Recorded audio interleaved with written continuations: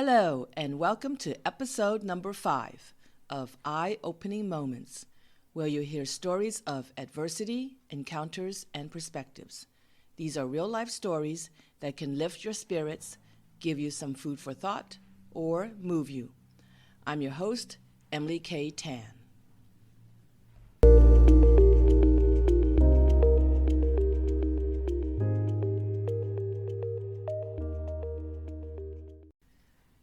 A moment of adversity labeled stupid.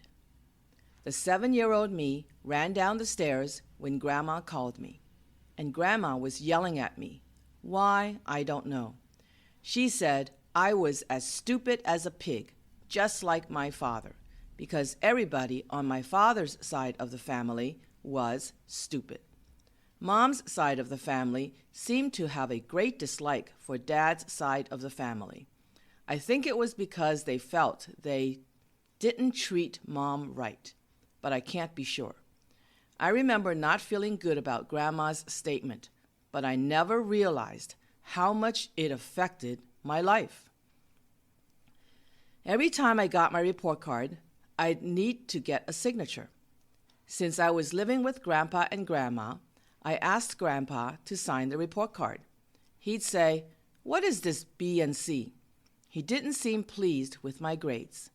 I concluded that only A's were good enough, so I stopped having him sign my report cards and signed them myself. Later, I got straight A's with 1 A-. I proudly gave it to Grandpa to sign, and he said, "What is this, an A-?" This reaction told me that 5 A's and an A- were still not good enough. I was never a straight A student, so I never gave Grandpa my report card to sign again. No one noticed that I didn't have anyone sign my report cards anymore, and I didn't need the displeased looks. The 2 incidents with Grandpa and Grandma were short interactions, but they set me on the path of thinking I was stupid. In college, professors commented that I was smart. I didn't believe them. As a teacher, other teachers said I was indeed intelligent, but I didn't believe them. My business partners said I was ingenious in business, but I didn't believe them. I'd say, "No, I'm not." One day, my boyfriend in business sat me down and said, "Why do you say you are not smart? You are brilliant," he continued. He'd asked why I didn't think I was intelligent several times because he genuinely thought I was smart. So I thought about it and realized that Grandma told me I was stupid so many years ago. So I thought I was stupid. Plus, Grandpa showed me that anything less than straight A's was not good enough. Somehow, those 2 incidents ingrained in me that I was stupid. When I moved abroad to work, coworkers told me I was smart, but I didn't believe them either. I thought I was surrounded by people dumber than me in business and work, so they say that I am smart. Despite being affected by Grandpa and Grandma's statements, there were positive side effects. With Grandma saying that I was as stupid as a pig, I may have unconsciously decided that I would prove her wrong. I studied hard, got a master's degree, learned a lot of information, and got well educated. With Grandpa's displeased comment about my less than perfect grades, I may have unconsciously decided that I had to be perfect and do whatever it took to excel. I worked hard, had determination, completed tasks, and worked for excellence. Perhaps my strive to be highly educated, knowledgeable, and have good grades came from them. Maybe they also influenced me to continue to have a thirst for knowledge and a drive to improve continually. As a mature woman, I've learned that just because someone said something, it doesn't make it true or accurate. It is their thought or opinion, and I don't have to take it. The crucial view is the one I choose and the one that would help me. I choose to acknowledge that I am intelligent. I have solved many problems and life challenges independently.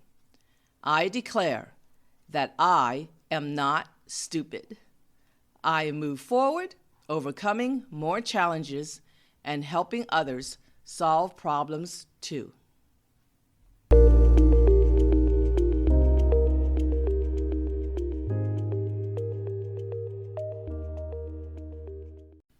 A moment of an encounter called A Whirlwind Romance.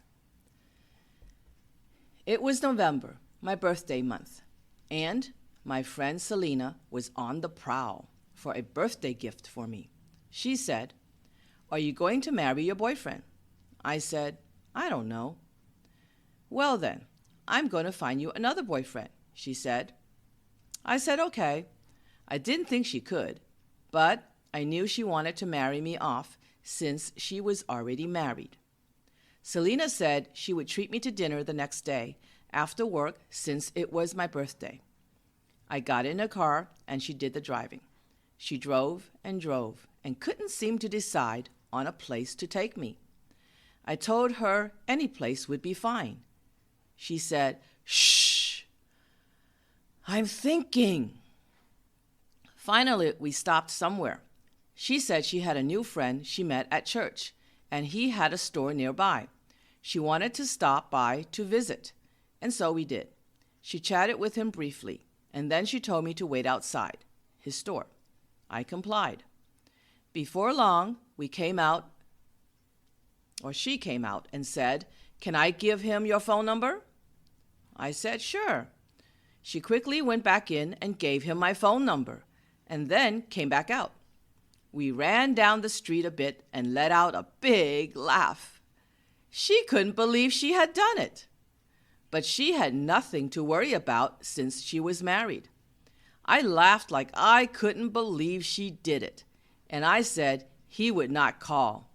But I thanked her for her effort.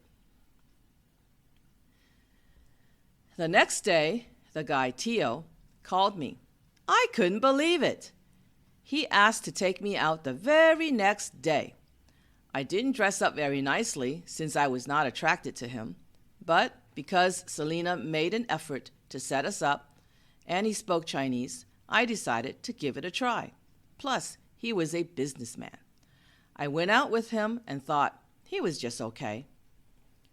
Soon my crazy friend said, "Let's go to Disneyland for the weekend." I went with her. Tio, who kept close tabs on me as he wanted to see me every day, offered to take us to the airport. This small gesture had me take a little notice of him. He also picked us up when we came back. I thought that was very nice of him. Soon it was January, and he said he already had a ticket to Taiwan, as it was his home of origin. He said he bought the ticket before we met in November, and was sorry that he had to go and would be gone for a month. It didn't matter to me, since I did not develop any deep feelings for him. Soon after Tio left, he called me long distance. That was another gesture that I noticed. But I still acted nonchalantly about it. His English was not good, so we always spoke in Chinese, and I enjoyed conversing in Chinese with him. He asked me what he could buy for me from Taiwan. I said a sweatsuit. I don't know why I asked for that, but he did buy it. It was a light gray fuzzy pair of jogging pants and matching zippered jacket. I still have the jacket to this day. I lost the pants to him, since one time he spilled something on his pants, borrowed my jogging pants, and never returned them. One time, Tio was over at my house, looking all over my apartment. I guess that was his way of trying to get to know me. He noticed that I had a big black trunk with a lock on it in one of my closets. He wanted to know what was inside. I said they were my things. He said he wanted to see and was quite persistent. I started to feel a little scared that he would pry it open and look when I wasn't looking or if I continued to resist. I had my diaries written in Chinese when I was a teenager. If he opened the trunk, he would find my journals and be able to read the Chinese. I wasn't ready to reveal that part of my life. Fortunately, he let it go. The next time I met with Teal, he drove me over to his house, his new house that he bought, and said I could look around. The next thing I knew, we were at his kitchen table, a round white table, and he put a set of keys on it and said, "Here, you can have my house keys." I said, "No, I don't even know you very well." He said, "What do you want to know? You can ask me anything you want." We had only known each other for 2 months, and already he wanted me to move in or come anytime I wanted.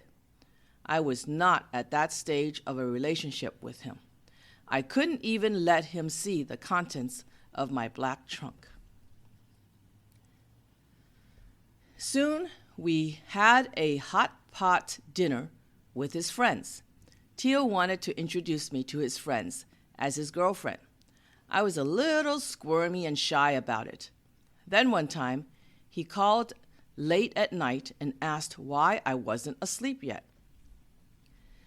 I said I couldn't sleep. He proceeded to take it upon himself to talk to me until I would fall asleep. I thought it was so romantic.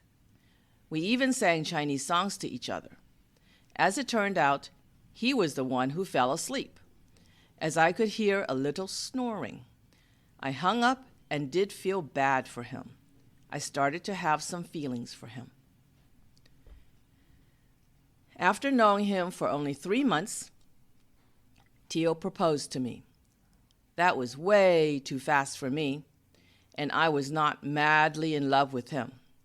Then he said he wanted me to meet his auntie, his only relative in town. Before I could meet her, he called to tell me that his auntie disapproved of us getting married because I lived alone and did not live with my parents. He came from a very traditional background, and they were not ready for this independent American girl. And because his auntie disapproved, we broke up. Just like that, he proposed to me. And just like that, we broke up. It didn't bother me because I did not have serious feelings for him. It bothered me that someone else decided that I was not the right girl for him. To me, it meant a guy that was not in charge of his own life. That was my perception as an American, believing that it should be our own decision about who we marry. His actions told me he was just like what I had seen in many romance movies from Taiwan. The films mirrored real life. The plot often goes like this: boy meets girl, falls in love, meets the parents, and if any set of parents don't like one, the relationship would be over. I got to see a Taiwanese movie play out in real life, except that I didn't fall madly in love with Teal. And that was the end of the 3-month romance, or so I thought. 9 months later,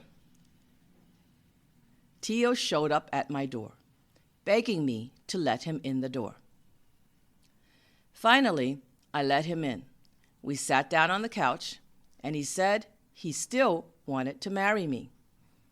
I said I didn't want to marry him and that he needed to leave.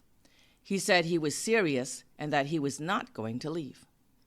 I couldn't get him to leave, so I said, "If you don't leave, I will get a knife and hurt you." He wouldn't leave. I proceeded to go into the kitchen to get a knife. I started to aim the small, pointy knife at him. He didn't budge. I put the sharp tip on the skin on his arm, poking into his skin. And still, he didn't budge. Finally, he had a serious face on and said, "Let's get married." We didn't. I never felt like Tio knew me, and I certainly don't claim to know him well either. I don't even know why he wanted to marry me. He couldn't explain in enough words to help me understand. Even with my improved command of the Chinese language, cultural differences, like the need for his auntie's approval, were not addressed. I can only surmise that he wanted to marry me when he returned 9 months later, despite objections from his auntie. Perhaps love is love, and there are no words to explain why you would love someone in any language.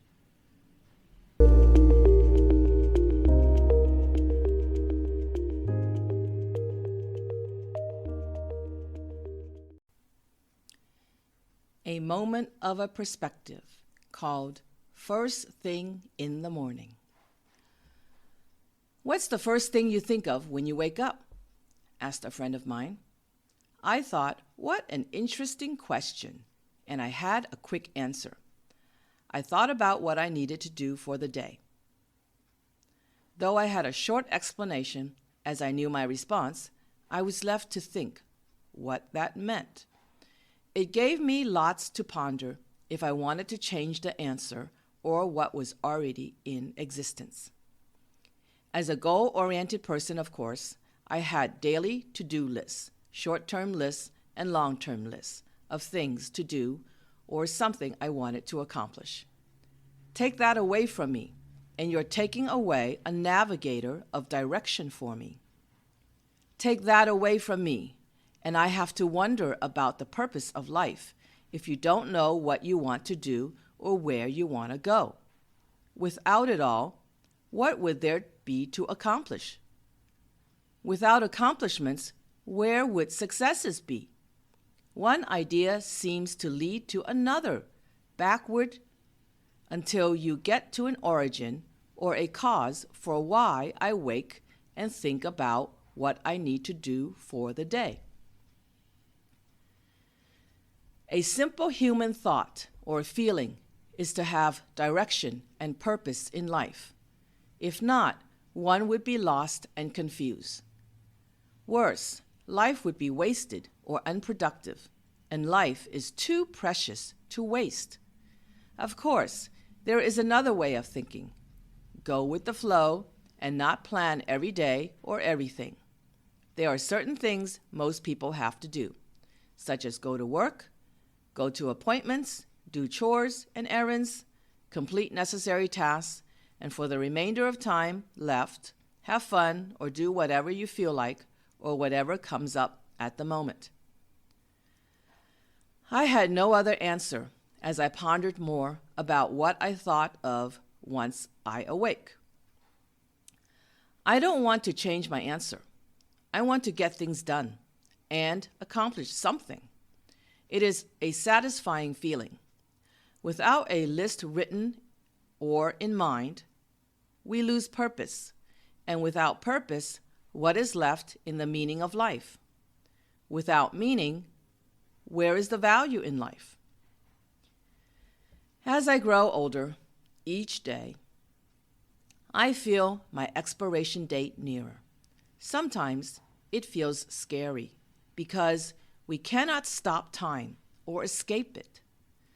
At other times, it is good to acknowledge that time is limited because it forces us to value it a little more. And we do so by spending more time doing the things we love and being with the people we love. Also, by being more present in each moment, we appreciate what we have more than complaining about our lives. As I write my memoirs speedily, time motivates me to move with haste. I know time will keep moving, It will not stop to wait for me.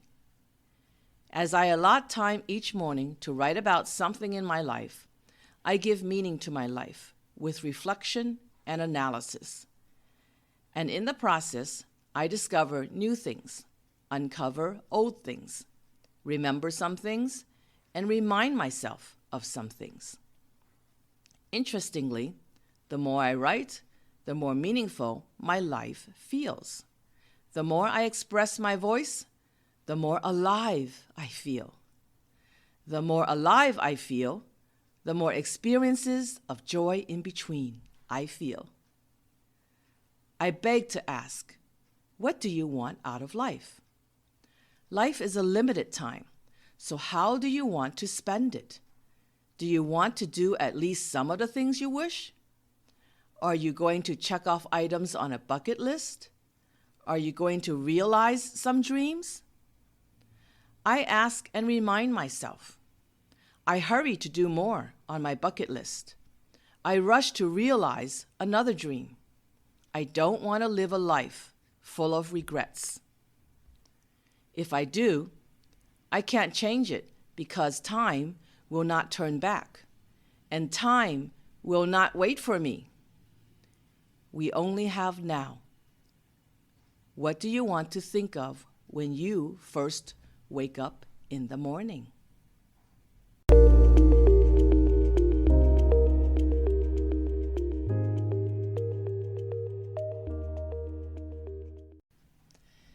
Though I thought I was stupid for many years, it drove me to be a high achiever. With more education and maturity, I realized that being told that I was stupid was an opinion, not a fact. More, my opinion, or the opinion that matters most, is the one that will help me and make me feel good. Though I had a whirlwind romance that didn't turn into marriage, it gave me much food for thought. And love is love. It needs no reason. Though the first thing I think of when I wake up in the morning is what I need to do for the day, it gives me purpose, meaning to life, and drives me to accomplish goals and dreams for a fulfilling life. Next week, you will hear 3 new real-life stories called The Triumph, One Phone Call, and My First Kitchen. If you have any questions or comments about an eye-opening moment, email me or go to inspiremereads.com. Thank you for listening.